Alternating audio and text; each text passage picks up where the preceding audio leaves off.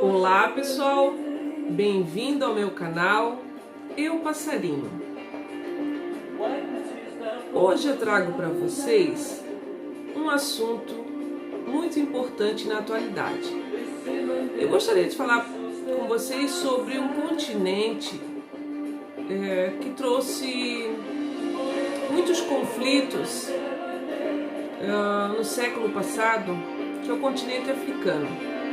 E quero falar de um país, especificamente a África do Sul, onde surgiu um líder que cativou o mundo inteiro, Nelson Mandela. Essa música que vocês estão escutando é do Simple Mind. Ele compôs essa música, a banda compôs, em homenagem a ele, no momento em que todos estavam torcendo para a sua saída da prisão. Logo mais eu vou ler para vocês a letra e o que ela significa.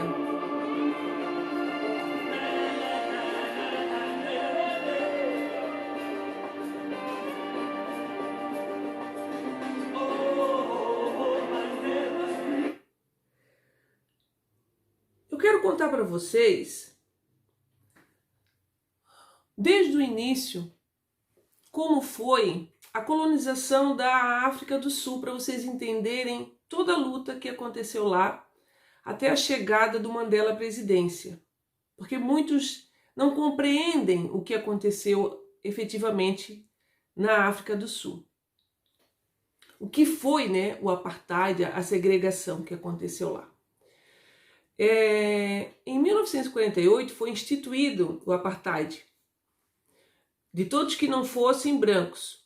O Partido Nacional venceu a eleição lá, naquele ano, e era formado por homens brancos, descendentes de imigrantes europeus, no sul do continente africano. Então, eles eram a minoria lá, 20% da população. Os negros e mestiços, eles não tinham direito a voto. Imaginem só, que era a maioria. O primeiro-ministro, que era responsável pela implementação das políticas institucionais do apartheid, foi o Daniel François Malan. Ele era filho de protestantes franceses que haviam imigrado da Europa para o sul da África. A presença europeia vinha desde o século XV, quando os navegantes portugueses eles buscavam a rota marítima e para o Oriente, contornando ali o Cabo das Tormentas ou o Cabo da Boa Esperança. Ao longo dos anos seguintes, os franceses, holandeses e britânicos se estabeleceram ali, em sucessivas ondas migratórias. O Reino Unido incorporou a África do Sul aos domínios da coroa, até 1806. E aí só em 1909 é que eles tiveram a independência. E a soberania mesmo só em 1931, que eles tiveram a independência dele e a soberania. Então, ao longo desse período, esses imigrantes europeus e os seus descendentes, o que eles faziam? Eles nasciam lá, e eles começavam a ter normas, editar normas racistas. Então, o que eles faziam? Eles pegavam e começavam a restringir os direitos dos negros e dos mestiços, Então eles proibiam os deslocamentos, não podiam ir para cá ou ir para lá, começavam a restringir a propriedade de terras, o direito de votar. Então começaram a restringir tudo que podiam aos negros, a ditar normas. Aí foi só no pós-guerra, em 1958, que o apartheid ganhou uma forma institucional. E em 1959 é publicada uma lei que proíbe todos os casamentos interraciais na África do Sul. Aí eles não podem mais casar entre brancos com negros, mestiços, não podem mais. Aí tem uma lei que proíbe. Em 1950, uma nova lei torna obrigatória a classificação das pessoas em grupos raciais, inserindo essas informações no documento. Então, aí tinha um documento ali que era colocado a identidade, nos maiores de 18 anos. Então, tinham grupos raciais. No mesmo ano, existe uma emenda chamada Emenda da Imoralidade. Então, começou a se tornar crime quem tivesse relação sexual entre pessoas de grupos raciais diferentes. Então, se ele soubesse que fulano transou, o branco transou com o negro, ou o negro transou com o mestiço, houvesse sexo, relação sexual entre eles, era crime. Ia preso, ia condenado, então não podia, tá? A própria ideia de classificar negros e mestiços em diferentes raças era confusa, além de preconceituosa, imagina, né? E aí existiam comitês que faziam essa triagem entre eles, os brancos. E às vezes eles pegavam, colocavam irmãos consanguíneos em grupos e subdivisões diferentes, com bases assim nas aparências e tamanhos, sabe? Era uma coisa tão fora da imaginação assim que... Mas eles faziam isso para proteger os próprios interesses deles, dos brancos. Em detrimento aos demais, sabe? No final era uma coisa assim tão... que dava para perceber, né? A partir de 1953, surgem normas para proibir os negros de andar nas mesmas calçadas que os brancos, frequentar as mesmas praias, os mesmos ônibus, hospitais, escolas e universidades. A partir de 1959, tem início uma política que leva a segregação a um novo patamar. Veja só. A remoção forçada de negros para os chamados bantustões, ou lares tribais. Esse nome era dado às regiões designadas pelos brancos para que os negros e mestiços vivessem em espécies de guetos localizados fora dos maiores centros urbanos. O que eles usavam como justificativa? Para ter uma justificativa moral assim. Que era para eles morarem, que eles tivessem uma espécie de estado de negro, assim, independente, sabe? Que eles tivessem o espaço deles, que os negros fossem independentes. Mas que a gente sabe que na realidade não era isso. Na prática, esses bastiões eram controlados por administradores marionetes. Nos anos 50, mais de 60 mil sul-africanos foram retirados à força de Joanesburgo e confinados em um bairro chamado Soweto. A comunidade negra de Sophiatown, dos arredores de Joanesburgo, foi removida pela polícia. As casas que ficaram para trás foram demolidas e o terreno aplainado por escavadeiras. Os novos moradores brancos batizaram o local com o nome de Triunfo. Esse fenômeno, que se manteve pelos anos 1960, 70 e 80, era considerado uma das maiores remoções populacionais forçadas da história na África do Sul do apartheid. Negros eram tratados como estrangeiros. Só entravam em bairros brancos como trabalhadores convidados, portando um passe específico, uma espécie assim de passaporte. Para eles poderem entrar nesses ambientes, eles tinham que ter esse passaporte, senão eles não podiam entrar. O que aconteceu com isso? Óbvio que houve uma revolta. Eles não aceitaram. Aí, um belo dia, eles pegaram esses passaportes e queimaram, fizeram uma manifestação, num bairro de Charterville, e queimaram todos esses passes na frente da polícia. O que a polícia fez? Ela respondeu. E matou 69 manifestantes e feriu mais de 100. O que acontece daí? Aí aconteceu a virada. Até então, eles faziam manifestações, os negros faziam manifestações sem violência, pacatas. Eram manifestações, mas assim, cartazes, eles se manifestavam, se juntavam, mas eram manifestações pacíficas. Eles queriam mudança, mas de uma forma pacífica. Os líderes que comandavam as manifestações, eles sempre diziam, era sem violência, era não violência, né? Mas depois disso, eles começaram a pensar diferente. Enquanto a África do Sul vivia o apartheid, o mundo vivia o quê? A Guerra Fria, com americanos e soviéticos disputando grande parte das relações entre os países com base na divisão simplista entre capitalismo e o comunismo, né? Os capitalistas e os comunistas. Temendo que os movimentos de resistência dos negros sul-africanos pendessem para o lado dos soviéticos, muitas potências ocidentais, sobretudo o Reino Unido e Estados Unidos, toleraram o apartheid, porque até então eles tinham um pouco de apoio de alguns países. Alguns países até se eram solidários, tal, né? Mas com medo de apoiar e aí não ter o apoio da África do Sul em relação da Guerra Fria ali, eles deram uma segurada. Mas isso começou a mudar com o crescimento do movimento por direitos civis nos Estados Unidos e com os massacres que ocorriam na África do Sul. Em 1960, pela primeira vez, a Organização das Nações Unidas, a ONU, em Nova York, se pronuncia contra a política do apartheid do governo sul-africano. Primeira vez. Em 1961, a pressão internacional aumenta com a visita do primeiro-ministro britânico, o Harold Macmillan, na África do Sul, onde ele faz um pronunciamento ao parlamento local chamado Os Ventos da Mudança, no qual pede mudança na política do apartheid. Porém, nenhuma dessas pressões externas teriam efeito se não fosse a luta dos próprios negros sul-africanos e entre eles um em especial, Nelson Mandela. Aí aqui eu vou abrir um parênteses. Por quê? Quem foi Nelson Mandela? Primeiro vamos conhecer um pouquinho onde ele nasceu, quem é esse cara. Ele nasceu no dia 18 de julho de 1918 em Mvezo, África do Sul, né?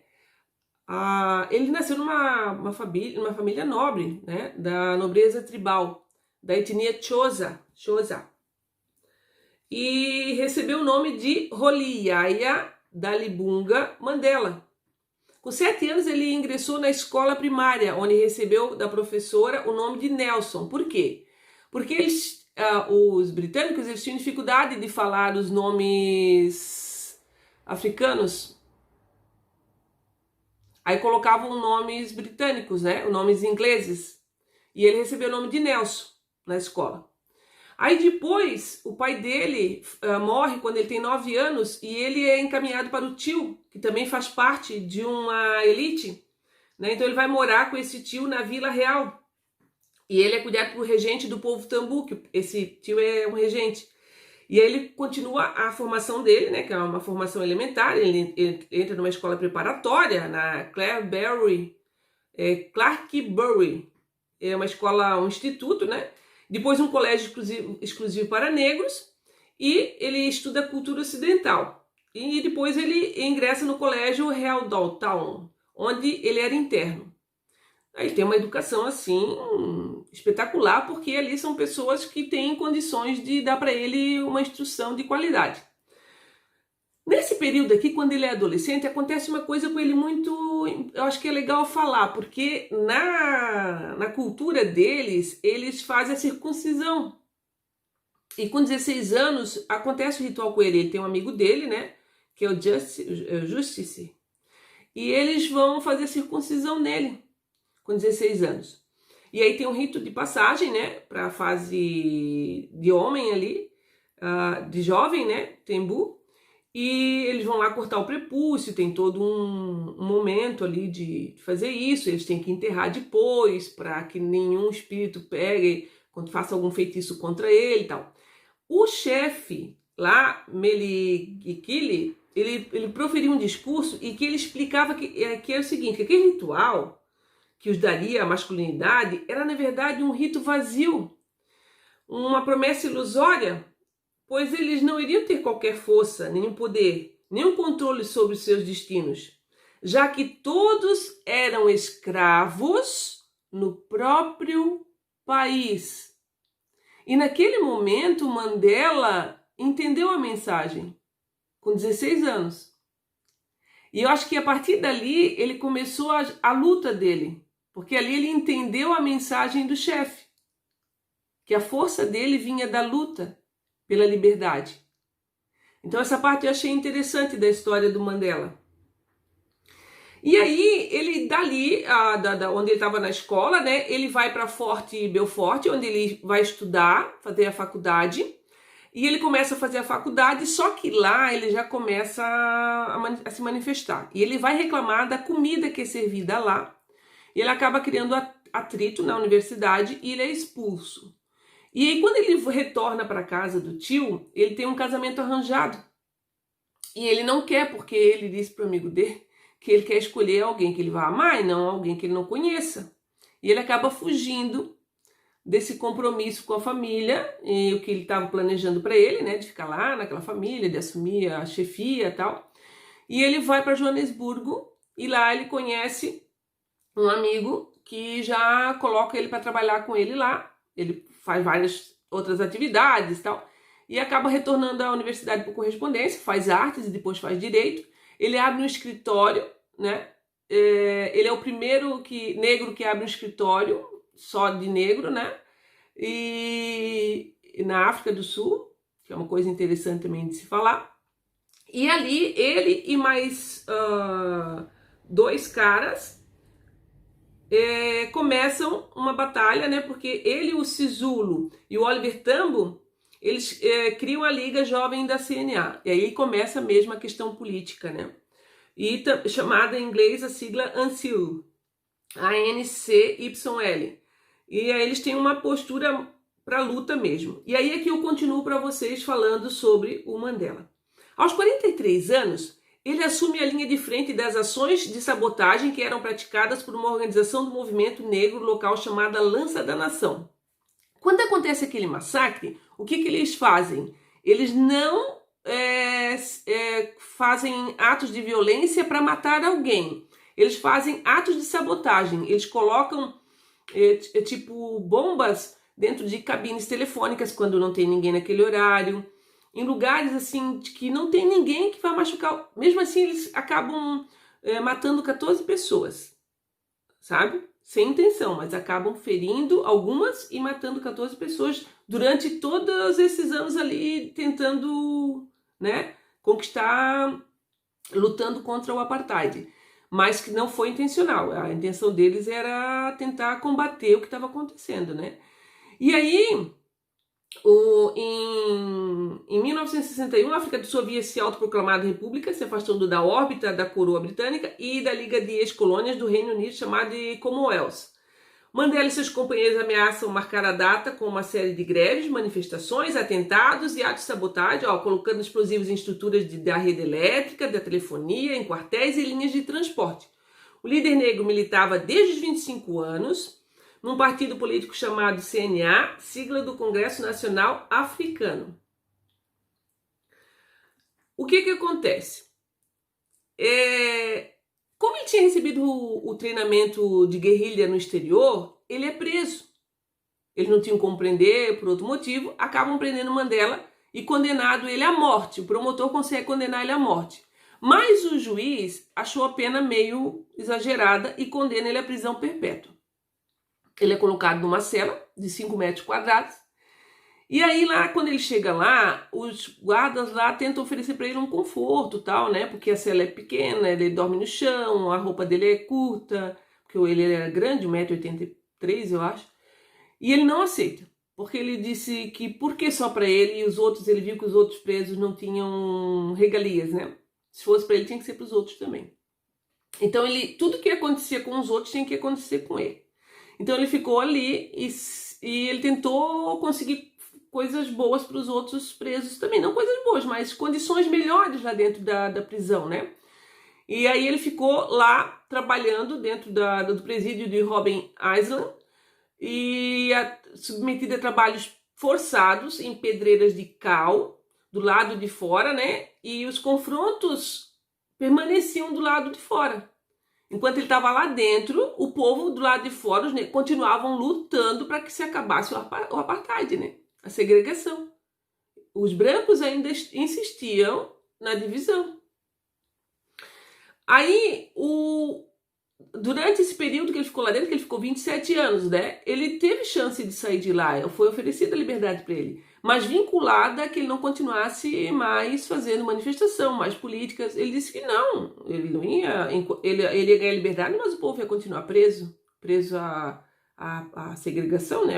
Que liberdade que o povo ia ter de não poder andar livre na rua. Então ele não queria, ele só ia sair de lá o dia que realmente ele pudesse negociar, que o povo dele pudesse estar livre para circular, para poder ter os direitos garantidos, e ele continuou lá. Enquanto isso, em 76, um protesto de estudantes em Soweto termina com 23 mortos, segundo o governo. Mas os militantes do lado do Mandela contabilizaram 700 mortos. Aí ele continua lá 18 anos preso, né? E nesse período, o mundo inteiro começa a se movimentar. São marcados embargos comerciais de armas impostos por mais de 20 países contra a África do Sul. E mesmo assim, não tem jeito. Em 1989, a queda do Muro de Berlim, a distensão da Guerra Fria reduz a paranoia do governo e abre novas possibilidades de diálogo na África do Sul. Naquele ano, morre o então presidente Perty Botha e no lugar dele assume o homem que negociaria a saída de Mandela da prisão, o presidente Frederick de Klerk. Um gesto político contra o apartheid, Mandela havia recusado outras ofertas. Ele recusa, porque várias vezes eles foram lá, né? Ele fez o cumprimento da pena dele uma forma de protesto aos olhos do mundo. Era uma forma de protestar. Eu só vou sair daqui o dia que realmente houver uma negociação justa. Enquanto isso não acontecer, quer dizer, eu passei esse tempo todo aqui e vou sair e o meu povo vai ficar lá assim, sem os direitos garantidos, não tem razão de eu sair daqui, né?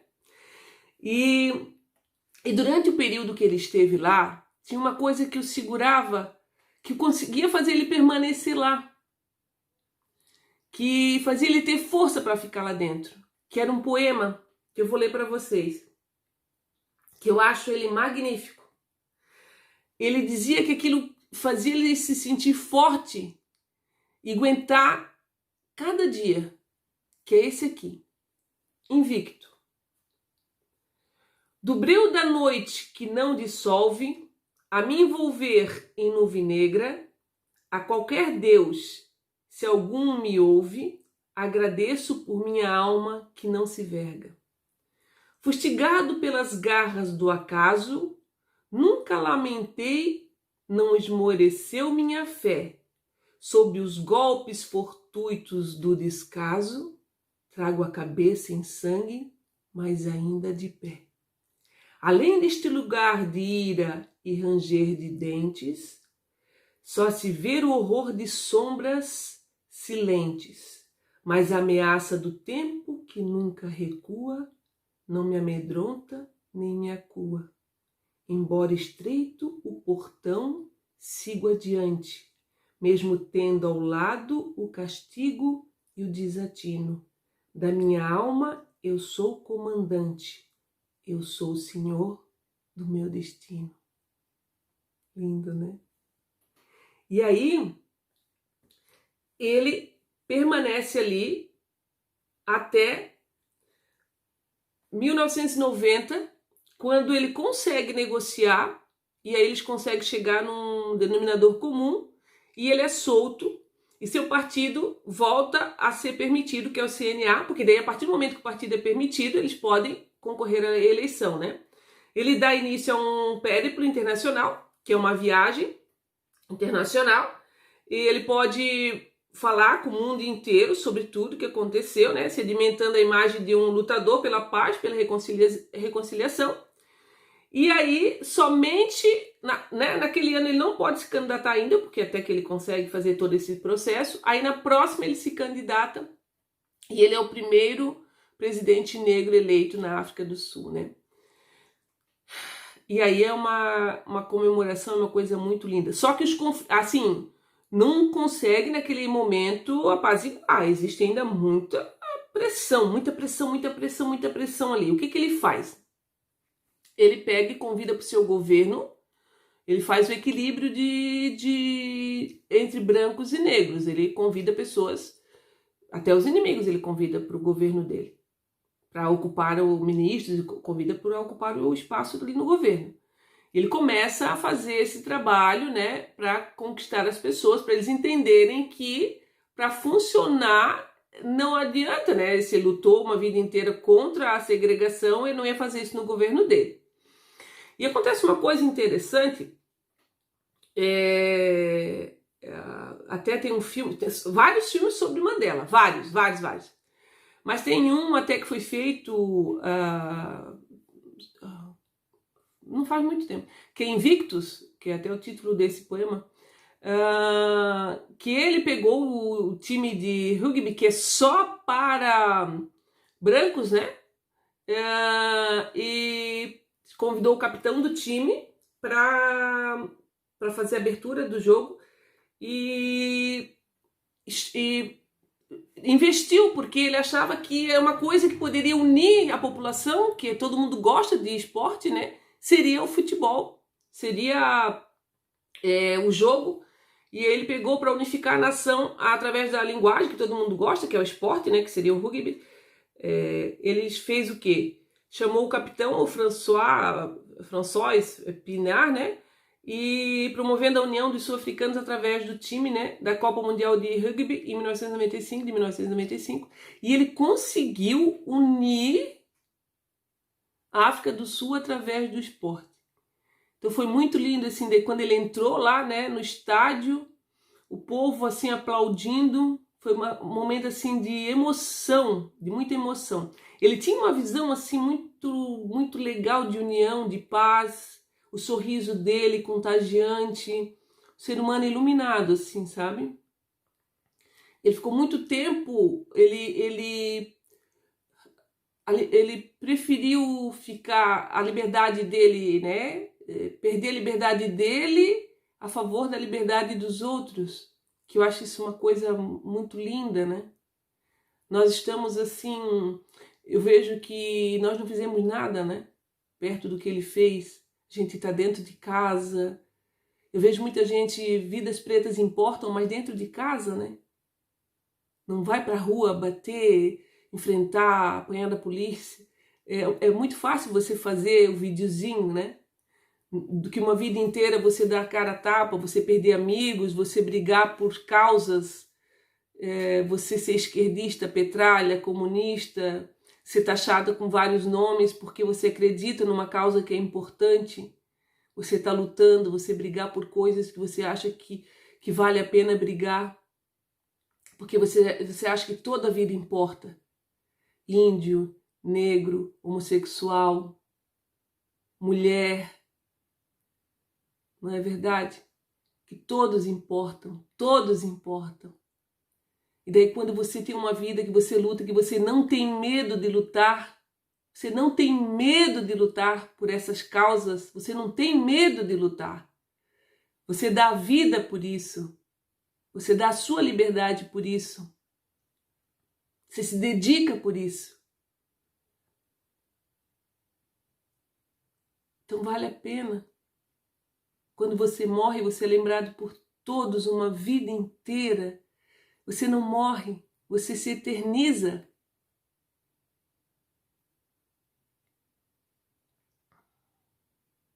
Mandela é eterno. E daí, depois, quando ele se torna o presidente, né? E ele ele ganha o Prêmio Nobel da Paz junto com de Klerk, que eu acho que de Klerk só foi lá e a luta toda quem fez foi Mandela, né? Mas tudo bem. Depois ele chegou lá e negociou com Mandela, tá? E aí os dois recebem o Prêmio Nobel da Paz em 1993. Aí ele assume até 1999. Depois ele foi um pouco contra a luta pelo HIV, pela AIDS, né? Mas só que depois, quando o filho dele morreu, porque ele teve perdas, tá? 3 filhos. Uma quando tinha 9 meses, depois os 2 filhos quando adulto, né? Um morreu em função do vírus. Depois, quando ele sai da presidência, ele se dedica, tá? Na luta, né? pela a AIDS ali, ele entra na campanha e vai lutando junto com o pessoal que tava, né? E aí depois como ele tava lá ficou muito tempo na prisão, ele teve muito problema em relação, como ele teve muita, sabe, problema no pulmão, ficou muito tempo lá no frio, tal. Ele teve, depois disso veio, né? O corpo não. Aí ele morreu em 2013. Na morte dele, gente, veio gente de tudo quanto é canto, tá? Veio mais de 80 chefes de Estado. Nele estava Bill Clinton, Jimmy Carter, George Bush, veio a Dilma Rousseff, o Lula, o Fernando Henrique, o Collor, o Sarney, veio de Portugal o Aníbal, o Bono Vox, aquele gato, né? A Oprah, a Naomi Campbell, Bill Gates, gente, tudo que é lugar, lotou, uma multidão, ele era muito amado, né? E aí ele disse, antes de morrer, um bom tempo antes de morrer, que ele queria que tivesse escrito assim no epitáfio dele: aqui jaz um homem que cumpriu seu dever na terra. E ele cumpriu. E ele cumpriu. E ele dizia uma coisa assim, ó, ele dizia assim, ó: eu lutei contra a dominação branca e lutei contra a dominação negra. Eu tenho prezado pelo ideal de uma sociedade democrática e livre, na qual todas as pessoas possam viver juntas em harmonia e com iguais oportunidades. É o ideal pelo qual eu espero viver e que eu espero alcançar. Mas caso seja necessário, é o ideal pelo qual estou pronto para morrer. Amado. E a música do Simple Mind é assim, ó: há 25 anos eles prenderam aquele homem, agora a liberdade se aproxima a cada dia. Enxugue as lágrimas dos seus olhos entristecidos. Eles dizem que Mandela está livre, então pise lá fora. Ó, dia de Mandela, ó, Mandela é livre. E aí, o sol nascente guia Mandela em seu caminho, faz 25 anos nesse mesmo dia, desde o dia livre até os dias presos. Nós dizemos, ó, Mandela é livre, Mandela é livre. Eles cantavam para libertar o Mandela. Muitos artistas cantaram, compuseram para libertar Mandela. Muita gente se uniu nessa causa. Muita gente é gente boa, que se une quando a causa é justa. E nós temos que nos unir cada vez mais para lutar por todas as causas que são justas. Todas as causas. Nós não temos que ter medo. A gente tem que sair do nosso quadrado e lutar todos os dias. Não é hora de ter medo, é hora de lutar. Porque todas as vidas importam. Todas as vidas importam.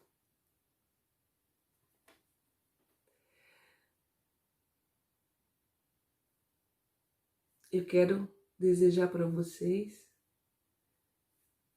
tudo de bom que a vida possa trazer para vocês, porque todas as vidas importam. Um beijo no coração.